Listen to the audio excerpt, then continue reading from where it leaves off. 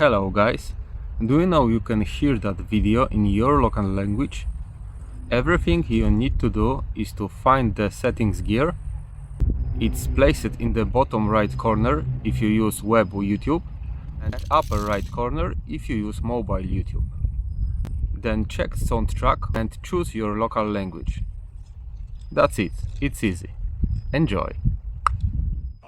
So it finally happened. I left the RIP Alliance. And why? All because I wanted to answer your questions about the hero I praised so much in my last video, Sarah Connor, and her incredible synergy with the damaged T-800. So let's dive right in. I've decided to ask Nevole for help, one of the Alliance leaders I had previously teamed up with for survival arena tests. He seems like the perfect candidate, mainly because his account is a bit stronger than mine, and my plans is to run 3 tests, all under the exact same conditions. No behemoths, no mechs, no vehicles, no aircraft and default pets. For me, that means using my second set of pets, since I always reserve the strongest one for my first control style march. In this test, we won't just be focusing on Raphael or Sarah Connor, but also on the Gennelings, Raging Fury and Tactical Eye. All of the tests were carried out using 100k troops, 60k infantry, 20k riders and 20k hunters. This setup reflects the structure of a standard march with behemoths, giving us a reliable foundation for analysis. At the same time, it helps minimize the amount of time we would otherwise have to spend healing units. So, once again, no behemoths, no mechs, no aircraft, just 100k troops in a clean, straightforward fight. And here's the battle report. Of course, I lost. And that was expected, since it was part of the plan. Nevole was left with 31,205 surviving troops, while Raphael, linked with Alex through the Raging Fury Genneling, managed to deal 6,410 damage. Honestly, that's not a lot.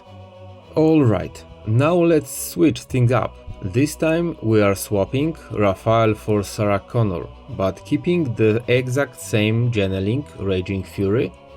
The idea here is to see what kind of difference, if any, she can make under the same conditions. So let's find out. It's also worth pointing out that my Raphael is fully maxed out, resonance level 7 and every single skill at maximum. Meanwhile, Sarah Connor is only at resonance level 4, with just one skill maxed. So naturally, I was expecting her performance here to be a noticeable weaker.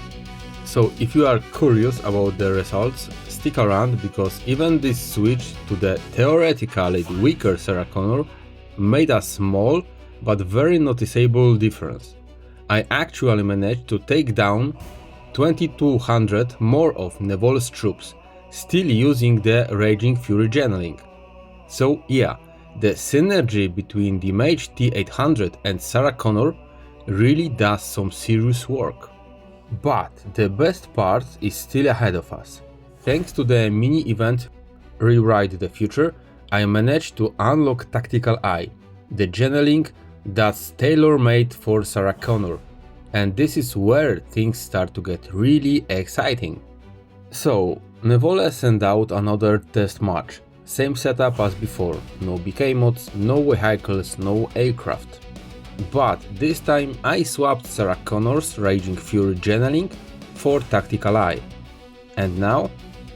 Well, let's go. Alright, so even though the final result still shows a loss on my end, the difference in the numbers is pretty massive.